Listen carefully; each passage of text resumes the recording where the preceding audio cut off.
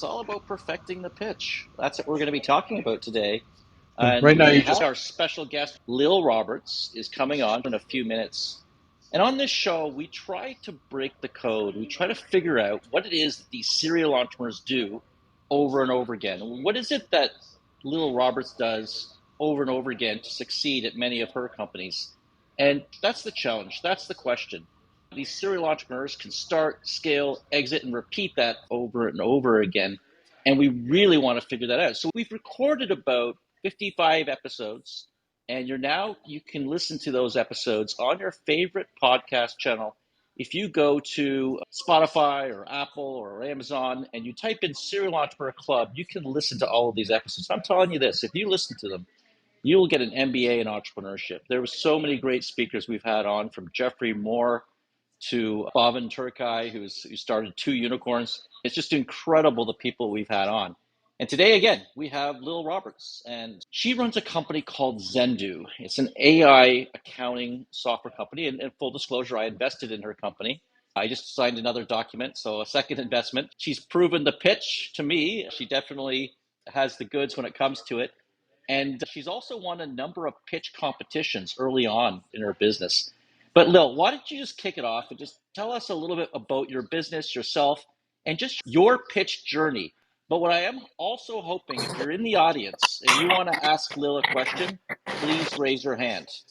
Give us a lot of background here. Hold on. If you're in the audience and you also, I'm hoping we can do this in the last half hour, and you want to come up and pitch your business for 60 seconds, we'll give you, is it 30 seconds? We'll get 30-second or 60-second pitch. And we'll hopefully we can get some tips and tricks from Jeff here, myself, and Lil and Michele. Just a little bit about your background and your pitch journey. Thank you, Colin, and thank you also for joining our round that we're currently closing. And hello to everybody out there today. It's great to be on with you and Michele and Jeff and everyone. Journey, much like yours, Colin, right? Serial entrepreneur or multi-business entrepreneur. And all my businesses have been different industries. And as people that are listening on, which I think are probably a lot of entrepreneurs that are in Clubhouse today, we just all like to solve problems, right? So we see the world through the eyes of how do we solve a problem, build a great business with a great team, and help people. And so that's what we're doing at Xendoo. We do online bookkeeping and accounting. We give self-made entrepreneurs financial visibility to their financials and peace of mind, and give them their time back. But today we're going to have a lot of fun because I love the pitch, and I love the art of the pitch and how to pitch. And I love helping entrepreneurs crafting their pitch decks. Yeah, and I remember I think it was the day or 2 days before the pitch competition here in Miami at Emerge, and you came to my house and you sat in our little home theater we have there, and we put it up on the screen, and myself and Yosef Martin from BoxyCharm were in the room, and we were giving you some advice and some tips and tricks and whatnot on how to make the pitch. When you first started out, what did you learn? Like those first couple pitches, what were some key takeaways that you learned from them? And thank you. And yes, when I was at your house that night, I'm like, rip me apart, guys. And you guys did. So that was great. And you have to be able to, that's the way that you're going to get the best pitch, is you got to ask people to continuously rip you apart so you can refine it. So what I've learned, and as I was out at Jason Calacanis's program for 16 weeks after we won Emerge, we had the opportunity to go out. And it's about, your pitch has to be short and concise. There's an old saying, right, that if you're going to talk for an hour, you can write that pretty quickly. But if you're going to talk for 3 minutes, it'll take you a lot longer to prepare for that, because you have to carefully choose your words. And so when it comes to a pitch, it's the same way. It's be short, be succinct, and be to the point. Make sure that people can understand clearly. And I believe that you have somebody until you lose them. So what do I mean by that? That when you are doing your pitch, you have their attention. The minute you lose their attention, you're never going to get it back in your pitch. I like to come out swinging. So I like to come out and metaphorically punch somebody in the face, to where you're catching their attention right away. And then you have to move quickly, because if you see them glance at their phone, they're gone and you're not getting them back.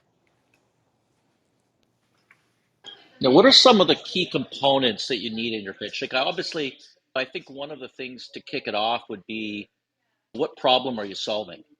But if you can state that right out of the gate, I think that sometimes can get the potential buyers to say, aha, that's Right. interesting. Uh, So is uh, that, so what are some of the key components in a pitch? if you like, Colin, I prepared, as I always love to be prepared. So I prepared so when you're doing a pitch deck, typically you want a great pitch is a pitch that you can do in 3 minutes or less, one thought per slide. You want 12 to 15 slides. And what you want to do is you want to come out your front slide, which is the slide that's going to be up while you're waiting to get started. That slide needs to evoke an emotion. No matter what you're doing, there is an emotion to your business. And so that slide needs to evoke an emotion and it needs to have hardly any words. I tell people try to keep your words to describe your business to 5 to 7. So that's where you have to like craft and craft.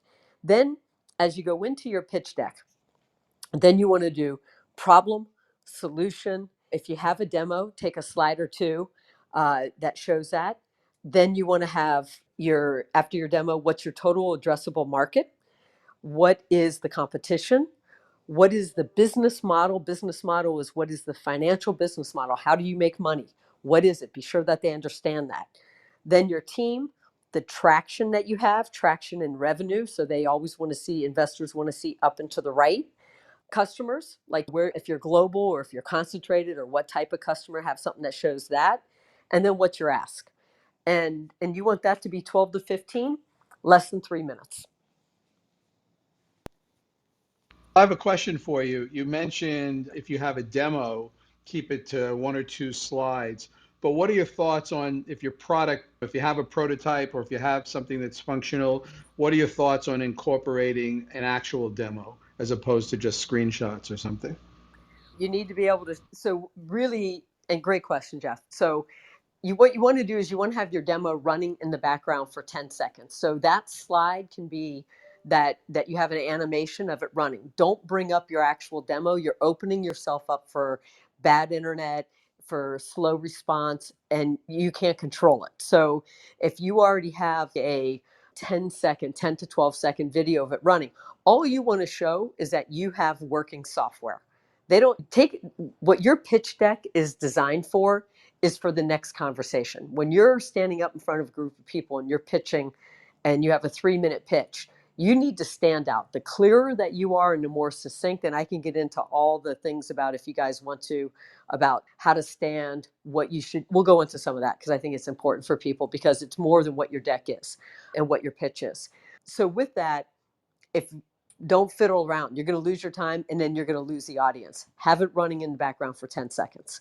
The other piece is I see Colin and I both are mentors for the Nova Innovation Center, which is an incredible innovation center. And so we mentor the Incubate 98 classes. And on pitch decks, don't have a lot of words. It's got to be one thought per slide. And you need to do it with an image, a picture, and then maybe a couple of words, but don't have a lot of words. That's a standing 3 minute pitch deck. If you have a longer talk through deck, those can have more words and those should tell the story by the tops of the sentence that's at the top of every slide, is how those work. You think it'll be helpful to run into how your stance should be and some of that stuff? You guys think that'll be Yes, valuable? yes. We love that stuff. That's great. Okay, perfect. Just before you get to that, one more thing, because you mentioned about the slides and the technical issues with doing a demo, but I actually witnessed this happen to you once on stage, so I know you were prepared for it. But you need to be ready for your slides to not work even, right? And so it's really important to, yes, you want to have those slides and you want to have the big images, draw the emotions, one or two words, but you also need to be prepared to give an awesome pitch without your slides should somehow the power go off or them go down. Would you agree?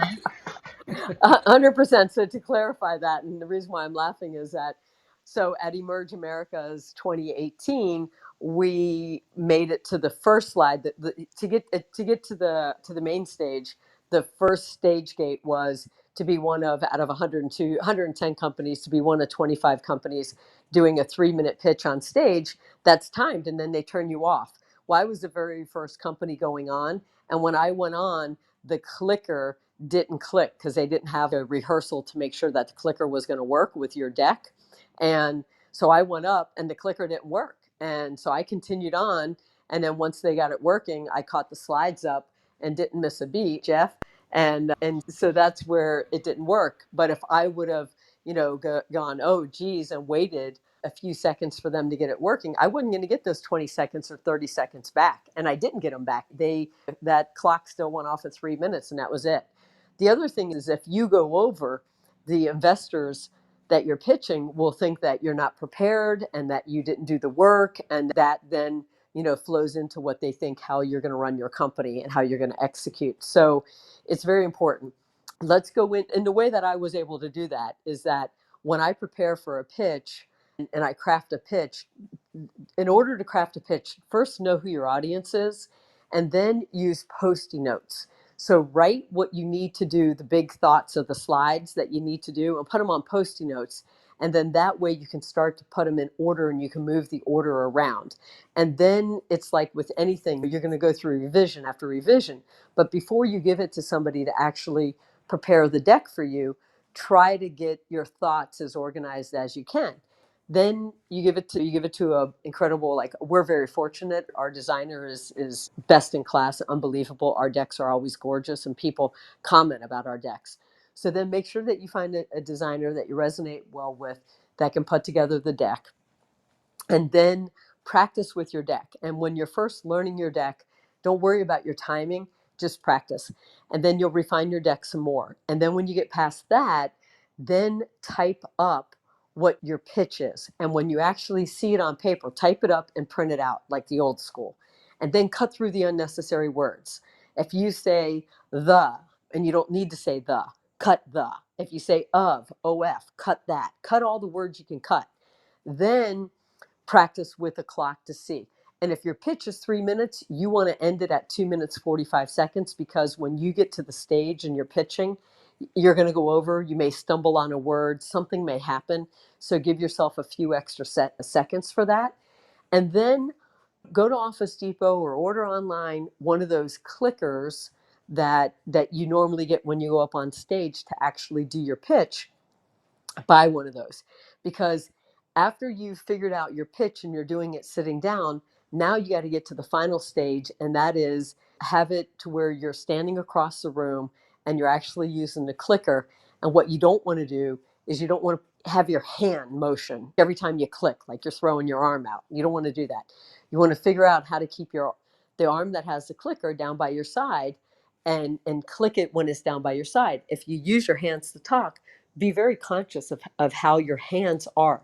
Never point with a finger, have your hands open. And then your physical stance. Your physical stance is that you want to stand in a confident stance, and a confident stance is shoulder width apart, have your legs shoulder width apart, upright, make sure that you're not rounding your shoulders, that you're in an upright position.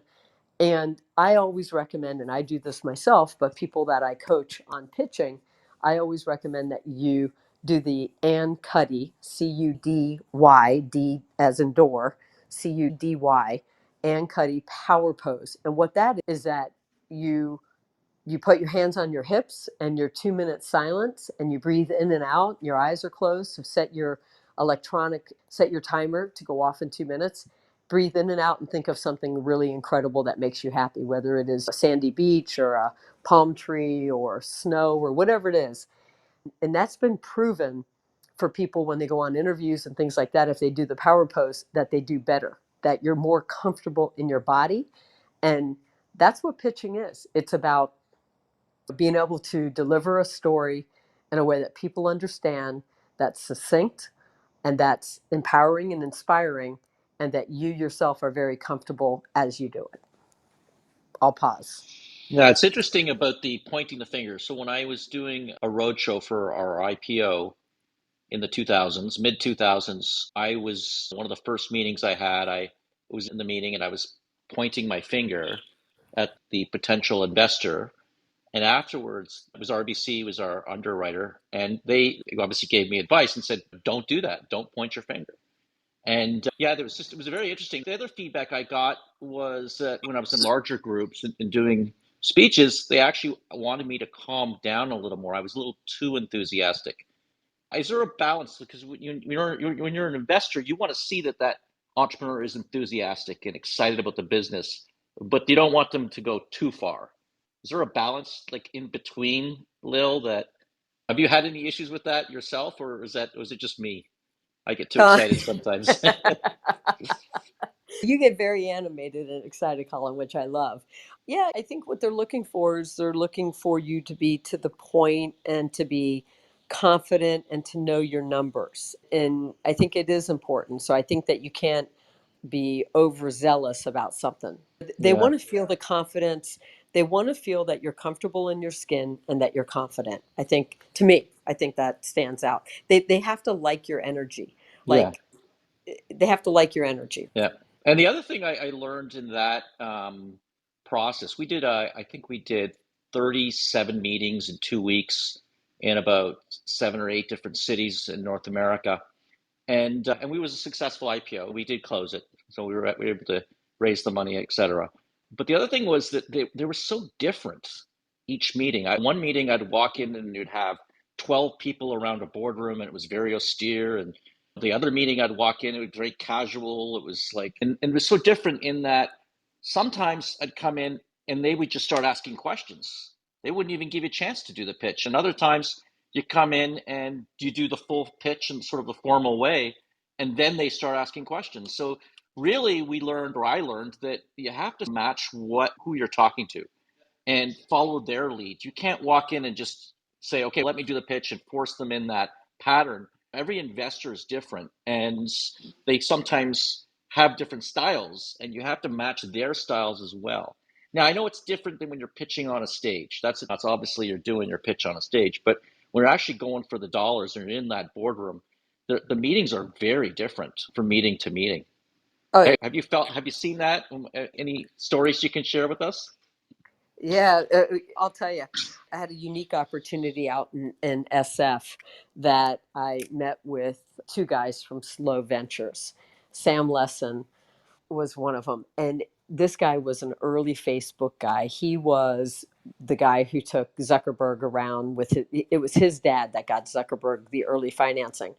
And then he went off and he built his own business. Sam did, and then Facebook bought his business so they could get Sam in Facebook. This guy is so freaking brilliant. Like, you're in the room and you see his brain working. It was just amazing. And the questions he would ask you were just unbelievably deep, like quick. Just all of a sudden, like, well, how are you thinking about this? And it's, oh my God, so deep, you're floored. So yeah, when you do those one-on-ones, you have to be quick on your feet. Anything can happen. The more you can put yourself in that situation, the more that you're going to grow as a human being and the more you're going to learn, which is going to make you better for your next meetings. Right? Like all your IPOs, Colin, have prepared you for every one of your businesses to go to the next one. Yeah, absolutely. And the last thing I'll share about the process that I went through there was that we did, I think it was only about 7 or 8 meetings in the US and about 30 in Canada. We closed 3 institutions in Canada, 3 in the US. And why do we have such a higher hit rate in the US? Because when we went into the US, we specifically targeted, RBC had set this up, we targeted technology investors. And in Canada, a lot of the ones that are generalists, they tended to invest in everything from oil and gas to technology. And we just did not have a high success rate. So who you pitch to can almost be as important as how you pitch and the quality of your pitch, because you really want to be pitching to the investors who invest in your type of company. Yes, 100%. And you bring up a really good point because be prepared. Like, most people pitch to get investors, they pitch to 80 people. So you're going to pitch a lot. You pitch for pitch competitions, that's one form of pitching. Then you pitch to investor groups. Like, it's Friday, right? So on Monday this week, because we're closing our round, we pitched on Jason Calacanis's launch syndicate. And so it goes out to 10,000 people. And then anybody who's interested, then they have you do Zoom presentation. So you're walking them through a deck and talking about the product. And then we spent 31 minutes answering questions. We had 25 questions that were 2 and 3 part questions. You're grilled on the spot, no prep. You got to answer it. You can't think about it. It's got to be natural coming right out of you. And so there's all forms of pitches that you do. And look, we're here, a lot of people that are in the room today. We'll answer some questions for them if you want. We can open up and start going down through the questions. Absolutely. And Jeff, do you want to manage the room today? Michele, you want to throw us a tip before we bring people up? Yeah, I have a question. All right, so we have this great idea, or so we believe we do. At what point, like, what are some key tips that you can give startup.club members here on when is a good time? I'm jumping ahead to start preparing that pitch and you're actually ready to raise money. Because I think it seems like it varies a lot. Like you're much later stage, you have a very commercially viable business software, Lil, but a lot of folks here in the room probably they're still at the idea stage and maybe they need money to build an MVP. So I'd like your thoughts, the different approaches and your suggestions. You bet. And great question. So it brings me back to I did a scorecard before I did this business. And because I had exited my last business, which was manufacturing, and it's easy to happenstance get into your next business, right? People offer you opportunities and this and that, or you buy an ongoing concern or a turnaround or this or that. So it's like the old saying, everybody looks good at 3 a.m. in the bar. So I did a scorecard and said, okay, really, what do I want to spend my next 10 years doing? And on it, I put all the things that were important to me. And so what was important to me was I love small business owners. So I wanted to help and impact small business owners. I wanted to build a technology first company because I love technology.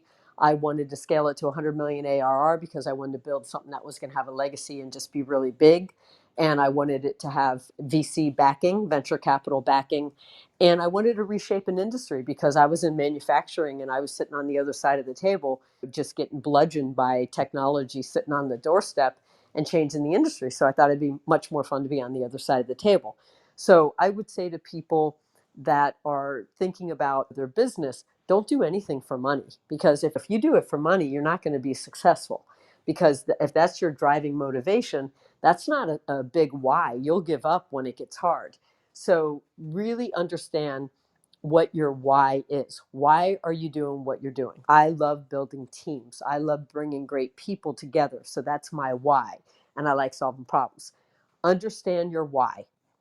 Then go to your circle of advisors. And if you don't have a circle of advisors, find people that you admire and trust. As Michele was asking me this question, I remember sitting at the Metro Diner with Colin saying, yeah, this is what I think my next business is going to be. Colin, what do you think? You think the time's right? Here's it. And Colin grilled me and we went round and round about it. He's, I think you got a winner. And this is when the business was on paper. And then besides Colin, I talked to another good friend of ours, Oscar, who I know can rip apart any business because he's done tons of due diligence. And I spent 4 hours with him one night for him to rip it apart. And at the end of it, he said, I think you got a winner. And so when you go and you do that with some of your trusted advisors, and listen to what they say, don't be defensive. Nobody likes to hear that their baby's ugly. But if everyone is saying your baby's ugly, then rethink. Maybe you got the wrong partner to have pretty baby. So figure it out. And maybe it's a few tweaks to the business and then go back to those same people and say, hey, what do you think about it this way? Because get that honed in first. Well, Then go ahead. so what I love about your business, though, Lil, is two things. One is you're solving a big problem for small businesses. Accounting is expensive, and the fact of the matter is, if you can drive down the accounting costs, you can actually help more small businesses succeed. It's pretty awesome what you're doing. Second, it's recurring revenue. You're making a monthly recurring revenue, and for you, it's all about growth and subscribers and cost of acquisition, and those are the models that work really well. So Thank you. I Thank you. do think it's a very cool business. Thank you. Thank you. And I love the fact that, yeah, we got the most amazing review from a customer that wrote in and told us from the onboarding to the accounting to our customer portal and UI and UX of it. We never get a review where they like hit from beginning to end. Usually it's just one piece that resonates with them. So thank you for saying that, Colin. And yeah, we love helping people. When you're taking an idea, do your early work. Once you're in and you start taking other people's money, that's a huge responsibility. So you owe it to yourself, and all early money is typically friends and family. So you're taking people's money that you love. So do as much of your homework ahead of time. Try to look for the barrier why your product will fail. When I did this business, I said the product will fail if the timing is not right, that people will use somebody that's not right in their backyard to do business with them. So I went and I did trade shows. Cost me whatever the money was out of my pocket. And I did trade shows outside of the area to prove that I can get customers. So figure that part out. Long way to answer your question, but hopefully it answers the question, Michele. Great. Thank you, Lil. And speaking about helping people, we've got a bunch of people who came up on stage who I think have questions for you or want help with their own pitches. So we'll start taking questions from the people on the stage. And as the stage gets crowded after you've asked your question and Lil's had a chance to answer it, we may move you back to the audience. But Gopal, thanks for your patience. Did you have a question for Lil? Gopal, if you're there, unmute yourself. Gopal Akris. Okay, let's go on. Oh, there you are. Go ahead. Did you have a question for Lil about pitching? Okay, we're going to go on to the next person because we don't hear you. Sorry about that. Vet, welcome to the stage. Did you have a question? Yes, hi. I'm so excited that you guys made this because I'm so nervous. I'm gonna pitch for the 10X incubator with Grant Cardone, his team coming Nice. up, and I'm super nervous because I've never done anything like that. I'm the type, I'm like the unicorn. Like Brandon Dawson said, there's always a unicorn, right? You got to know who the unicorns are. I'm like you in a sense where I like to think of different ways to solve problems for people, and it seems like it makes so much sense. And like for instance, I went to an appliance store over here by where I live, and the guy in the store, he's about to close the store down because the owner, he's 80 years old, and the guy who was working behind the counter is maybe 60 or 70. And I'm like, no, don't close it down. Just figure out a way to, you need an exit strategy. All you need to do is get some kids in here, turn part of it into a camp, and then teach them how to fix stuff. And then you can hire somebody for the back or whatever. And I gave him some good ideas with like the landing page and like getting just like before he invests into like doing a whole bunch of stuff, just maybe just getting like an email list and everything like that. So then after I finished talking to him, I said, oh, maybe I'm a exit strategy. I'm a strategist person. Maybe that's what I need to do. I'm Did you just have trying a to figure question out. about perfecting your pitch? Because we want to try to Yes. stick to the Yes, I'm topic. trying to Yeah. figure oh, okay, I'm sorry. I veer off sometimes. So I was trying to figure out like when you're trying to make a pitch to someone to like how do you do you guys have like shortcuts like templates or a book that that I could use as a newbie to Yep. this? So my very first pitch that I was doing, I did the Kawasaki 12, 12 slides for a pitch. So you can start with that, and then you can Google. TechCrunch has a lot of information on pitch decks. Medium.com has a lot of information on pitch decks. So, and also the other pieces is you have to identify what your business is. Is it a SaaS? Is it a tech enabled SaaS? Is it a marketplace? Is it a product business? So that's very important that your pitch deck is going to show what type of business, because investors put them all into categories. Oh, that's a marketplace. Oh, I don't do marketplaces. I do pure SaaS. Are you ed tech? Are you prop tech? Those types of things are important. Like, what any tricks for nerves? Like people who are like, I relate to that, Ben. I think we all do. Just that 1 minute before you go on stage, and like you talked about this, I can't remember the name you used, but the power stance and the 2 minutes and all that. But is there any other tricks? I know for myself, I try to take a very deep breath, and then I calmly just take that breath, and then I come on stage and I try to start calmly, because I know often when we get on stage, Hello, we speak too can I fast, speak? and we that nervousness comes through. Any other tricks, maybe Jeff or Lil or Michele, to deal with nerves? Sure. Jeff, Michele, you want to go first? think you're up first. Oh, here's Jeff. I think, breathing is really good. Sometimes it helps to just focus on one person in the audience if you're on a stage and think about talking to one person if the size of the crowd makes you nervous. So if you're unnerved by walking into an auditorium and seeing 300 people out there, don't look at the whole crowd, hone in, and then don't stay with that person the whole presentation. Move from one person to another person, but keep your focus on a smaller group or individuals as opposed to the whole room if seeing the size of the crowd unnerves you a bit. And I remember once going to, and we had almost no one in the crowd once, and it was like 6 people, 8 people. It was a dying convention, and Jeff said, "Just pretend there's a lot of people in the audience. We're going to film it anyway." And you never know who's in the audience. You have to give your 100% on every pitch. You never know. Don't assume just because there's 2 people in the audience or there were jeans or whatever it is, you're not going to raise that money. You're not going to have that big break. It'll So happen. true. And that's interesting. That Yeah. sometimes it's a reverse. Like Jeff could see it in me. If I get a really small audience, I get so upset. And then, but really, it doesn't matter. It's you just give it your all, no matter what. That's such a great point, Colin. And there's two sides to that coin. One is you're absolutely right. You never know who's in the room because at the end of the day, if you watched We Crashed, the series about WeWork, one of the interesting scenes was when Adam Newman goes to Japan to give a presentation. He gets himself on stage in front of a room of 100 people or more, several hundred people. But he was actually giving the speech to one person in the room. The only person he cared about hearing him was Matsu-san, the head of SoftBank that SoftBank. invested in the company, SoftBank. So all he cared about was him. So it didn't really matter if there were 100 people in the room or one person in the room, as long as it was the right person, as Colin said. So always give your best pitch. And then the second thing is, in today's world, almost everything's being videotaped, right? So everything's being shared afterwards. So anytime you're giving a presentation that's going to be recorded, you have to give that presentation like on your A game, like you're giving it to a stadium full of people, because people are going to see it after the fact. And I've seen people make the mistake. They get up on stage, they make a comment, "Oh, there's nobody here. Everyone must have been out drinking late last night.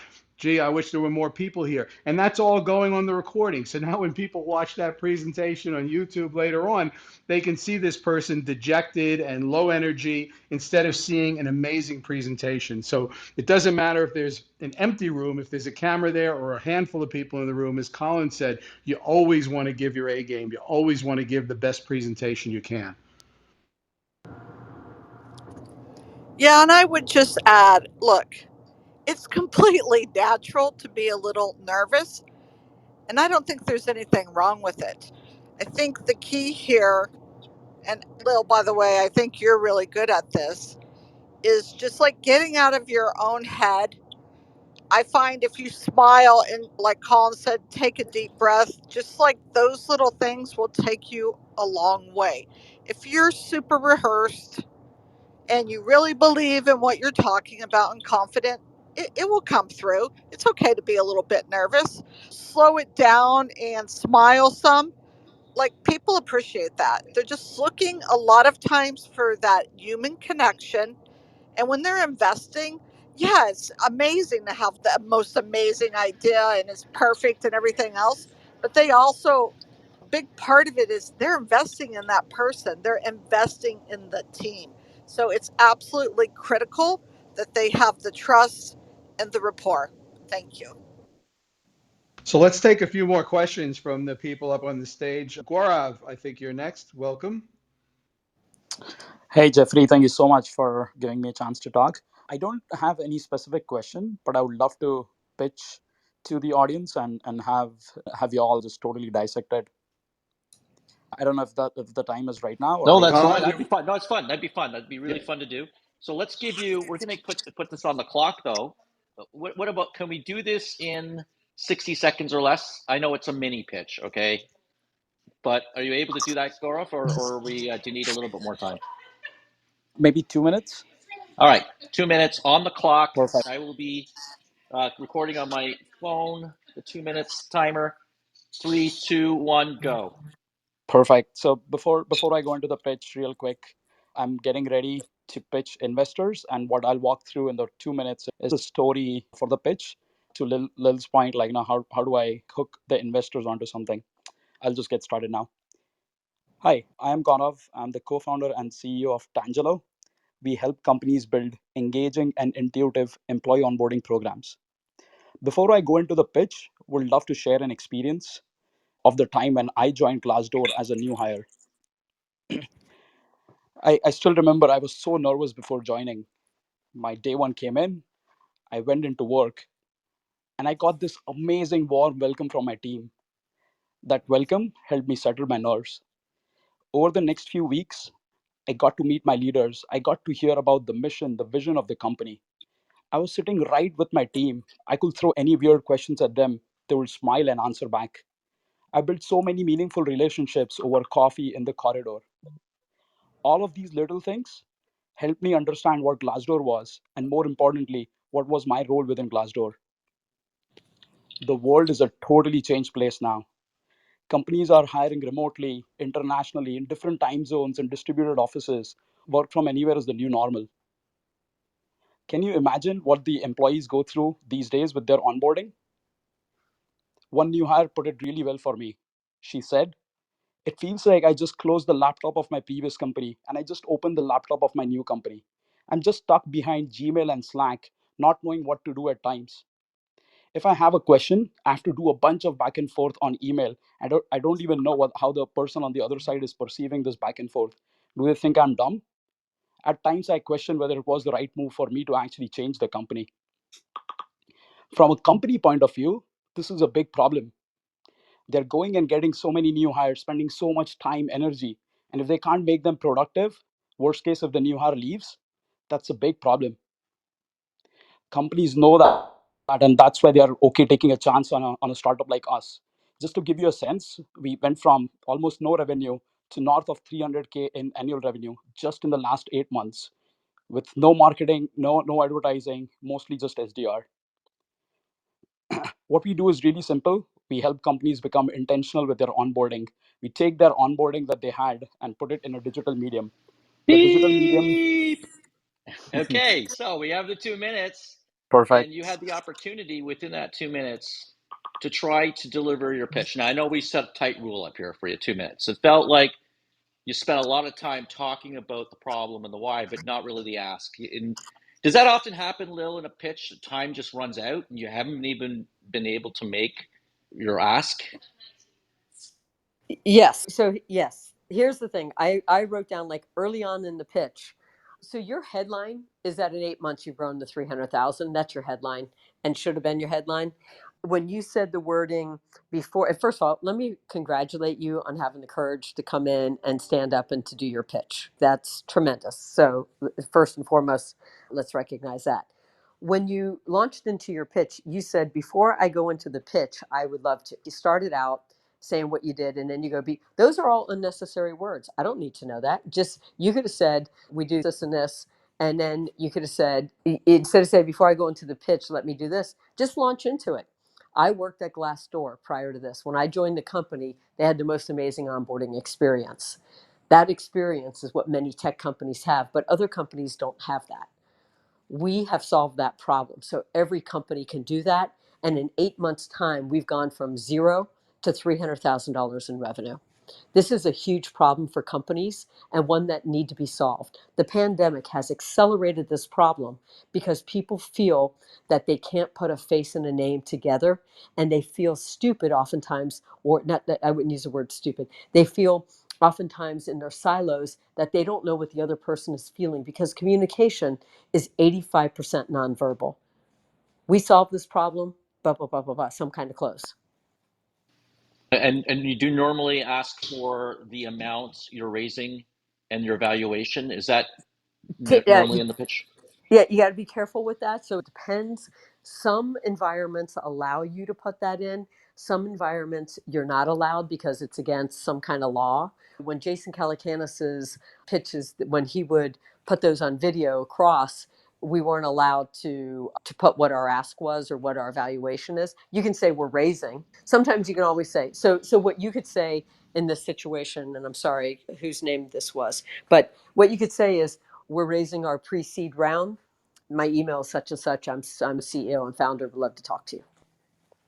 Yeah, and one thing I would add too, if it's okay, Gaurav, when you testimonials are great and they're really powerful when used effectively, but the testimonial should be of your solution, not of the problem. So when you were telling your pitch and your story, you told the story of a woman who complained about how troublesome it was when she switched from one company to another and the computer was the same. But that was a testimonial of the problem. But what would have been much more powerful is a testimony of the solution. So someone from an HR department of a company who's using your service saying something, our employee satisfaction ratings since we started using this onboarding process have gone up 150%. That's going to be much more powerful than someone telling us what the problem is. Totally agree. But yeah, there's an easier, more succinct, and know what your headline is. Like they want to know you're obviously you have traction and product market fit, because to scale to 300,000 in 8 months is big. Love all the feedback. Thank you so much for the feedback. And Our Um, and pleasure. Jeff, you have a show that you run on Monday nights. Yeah, on Monday What can you talk? nights, Sharon Cognac and I do a show. It's not pitching as much as it's the brand story, but a lot of the elements and advice is the same. So we do this Monday nights here on Startup Club at 6 p.m. Eastern, and you get 3 minutes to tell your brand story, and then we give feedback on the brand story. So it's leaning more towards your brand story than the actual pitch, but there's definitely some overlap between the two. So if you'd Oh like yeah. to check it out, please do come on a Monday night. And Colin, maybe we should do we should do a session where we're just doing pitch after pitch, 1 minute pitches. I think that's a great idea. That you advertise. Everybody does Well, one I minute mean, pitches, and then we give 30 seconds feedback. Boom, boom, And next. and Boom, the boom, every, boom, way boom, that boom. you, everyone should bring their resting pitch face. yeah, the way that you and Jeff dissected Gaurav's pitch was insane. That was really well done. Like I was really impressed. I learned a lot from that. Yeah. So let's go on. Thank you, Gaurav. Thank you for sharing your pitch. Hopefully this feedback was helpful. We want to try to get to everyone who's still on the stage. So let's go to Mings next. Mings, do you have a question for Lil, or do you want to do a really short I have a pitch? question for Lil. So my question is, can you talk a little more about the follow up after a pitch to an investor? What the process is like? Yes, great question. So if you're doing a pitch to a small group, what you want to do is, number one, you want to thank everyone for their time. And so if you're pitching, let's see, like I did a pitch yesterday. So if you're pitching a couple of people, you want to follow up with an email thanking them for their time, and leaving the door open for future questions. But I always go for, is there going to be an interest or not, right after the pitch? The thing that I people's been saying is like, if they seem like they don't ask too many questions and they say quote unquote I love it, it usually mean the opposite. Is that true, or are those people like worth chasing down? Okay, this is going to be this I probably shouldn't say, but I'm going to say.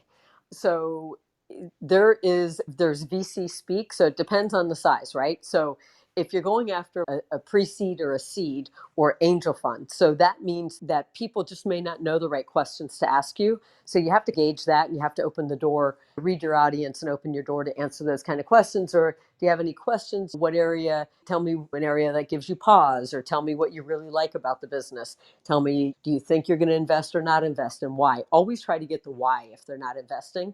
That's important, because that's going to give you feedback that either you're not conveying the message in the proper way to get it across to them for them to understand, or it could be a blind spot on your business. And if you're hearing that same thing over and over again, it may mean that you need to pivot or tweak something in your business model. So the other piece of it is that when you're dealing with VCs, never want to feel, they don't want to close the door to miss out. So even if they think that there's no way, but then maybe you're that one that got away from them. I've been at fireside chats where people that passed on investing in Amazon, now that's one of their greatest regrets, right? So every VC has their greatest regrets. So what they want to do, they don't want to tell you no and all these reasons why no. They want to leave the door open so then they don't offend you. So then maybe later on, if they decide they still have an opportunity for a Series B or Series C. So typically the questions they ask you, they'll say, so tell me how you think about whatever. So how are you thinking about whatever? And then they'll go, and then you'll answer and they'll go, oh, super interesting. Yep. Yep. Got it. Got it. Got it. Yep. That's helpful. Yep. Super interesting. And so they, it's hard to read them because they're going to say that to no matter what you say to them. And the only way that you can really read if they have an interest is the speed at which they come back to you and how well engaged. Everybody who's on this call today, be sure that you sign up for DocSend, DOC as in Charles, send, SEND, $15 a month. And do not send your pitch decks to anybody without putting it on. DocSend will then give you feedback and tell you how much time they spend in your pitch deck, if they open it, and they'll tell you how many seconds per slide. Very helpful feedback. Yeah, I think also creating a sense of urgency, like the train is leaving the station. And whenever I've done offerings or raised money, I always had a deadline. And I know that can be risky, Lil, because if you don't raise your money within the deadline, you can look a little bit like a failure. But any thoughts on that?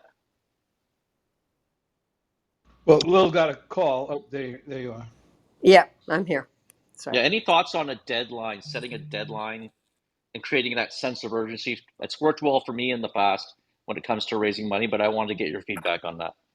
It's a hairy market right now. Like for anybody that's out there raising money with the market going down like it did, SF is starting to tighten up. Even though there's still a lot of frothy money out there, they're getting more particular about who they're investing in. So read your market. If it's a frothy market, then you can put the pressure on, hey, we're going to be closing around. But if it is a market that's not in your favor, which is a market that we're getting ready to enter into, putting a date could be tough. It's tricky because then you can't go. And here's the other thing too, Colin, that I've learned. They all talk to each other. Just like us as entrepreneurs, we all talk to each other. Investors all talk to each other, and they're interconnected through the craziest ways. One question, Lil, on that front is, if you are not putting in a date given the market, what is it that you are trying to do with the conversations? Say that again. What is it that we're trying to do with what? So if you're not putting in a date to say, hey, we are closing the round here, are you just keeping it open with the investors to say, hey, I'm raising, would love your feedback, and just keep following up with them? Like what would be Yeah. the process? So Colin is saying, give them a date. Hey, we're closing in 3 weeks or we're closing in a month. Typical time it takes to close a round is 6 months. So go out and start doing what you need to do 6 months prior to actually needing the money. If you can close it in 2 months, 3 months, 4 months, you're way ahead of the game. But you're going to just settle into that. You're going to need to talk to 80 to 100 people. I create a spreadsheet. On the spreadsheet, I put who they are, their VC website, who I'm talking to, the results of it, who introduced me, and I keep all of that information. And if they come back and say early for them, are they a potential for Series B or Series A or what round that you'd be raising? And so I highly recommend that you do that. Just tell them, just say, hey, a safe thing to say is we're just at the beginning of starting to raise our round. Great feedback, and thank you for that question, Gore. And before we go to Rohit, I'll just add one thing that I thought of while you were talking, Lil. Don't stress over naysayers when you're giving your pitch. If you're doing a pitch in a room and there's one person who's very negative, don't necessarily tune them out and don't treat them noticeably badly because they're being negative. Because oftentimes, at least in my experience, the person who's the most negative in the room will turn out to be the most positive person. And we did a pitch when we were raising money for Barpoint in New York City with a big firm, and there was one of their executives who was just sitting there with his arms crossed, shaking his head, making faces, grunting and groaning throughout the whole pitch. And in the end, he turned out to be the one that made the deal happen. So you never know what they're really trying to signal you. Yeah, I if don't they're know if that's beating ever you up, happened to you, Lil.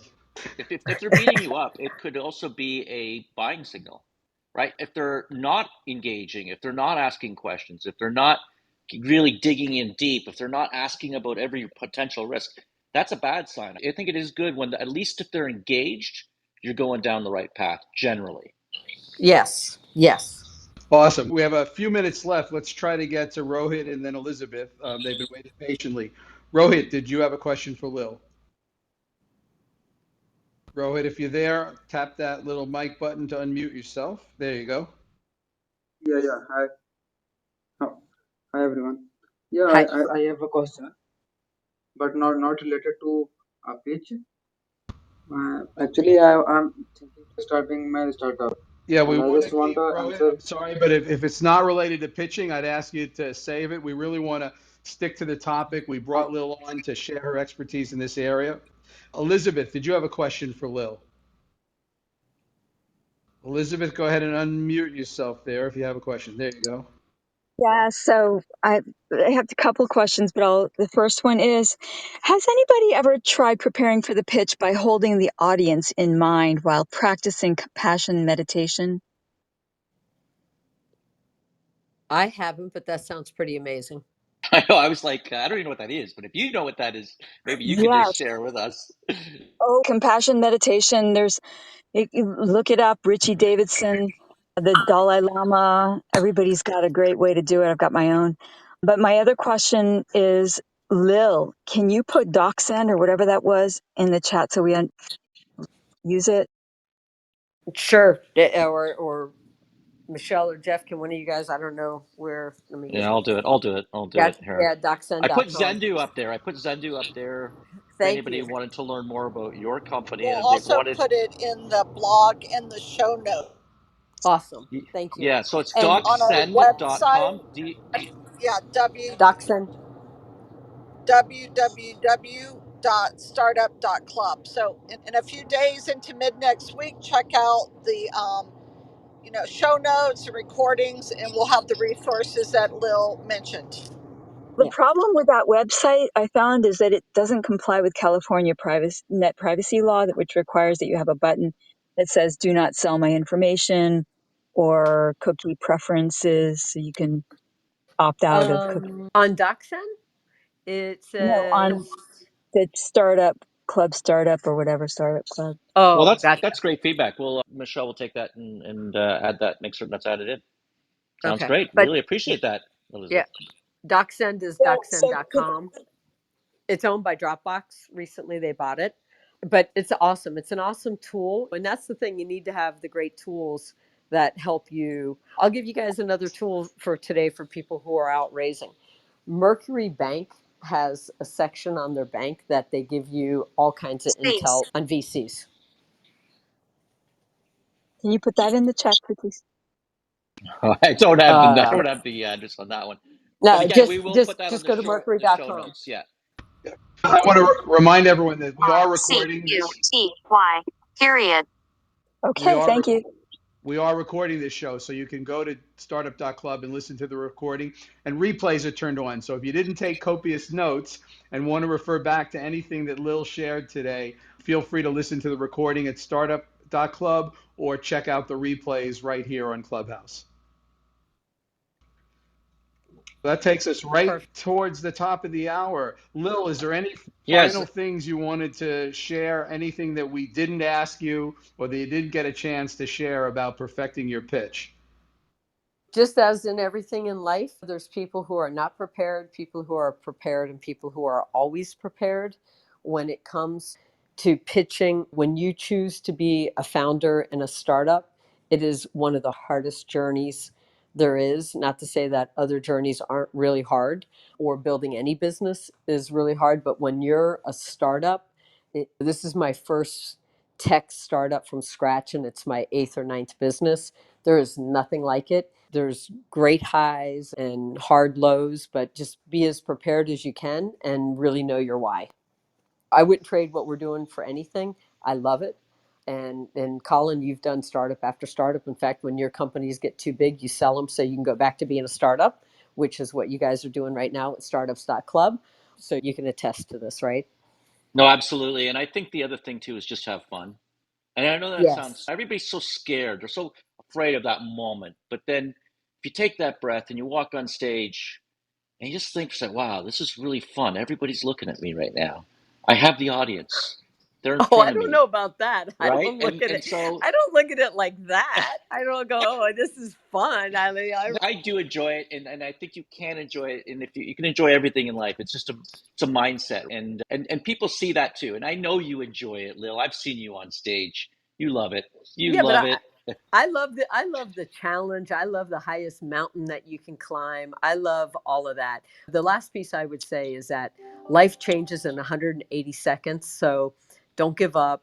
Don't go down into a deep low. And in 3 minutes time, the whole world can change. That best investor for you, that best opportunity for a partnership, that best whatever it is can be in the room that you didn't even want to go that night. And there they are. Wow, I I don't think follow I've ever you, met and anyone like that. You guys are awesome. I just wanted to let you know. Lil, I'll be following you and trying to get some one-on-one with you because I feel like you guys are really good at this. Y'all are so good, I can tell.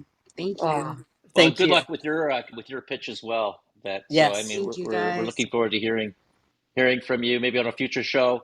All right, that wraps it up again this week. If you want to check out the replays, go to startup.club, or you can go to your favorite podcast network. And it was in the chat there, somebody was asking because there's a number of podcasts called Serial Entrepreneur.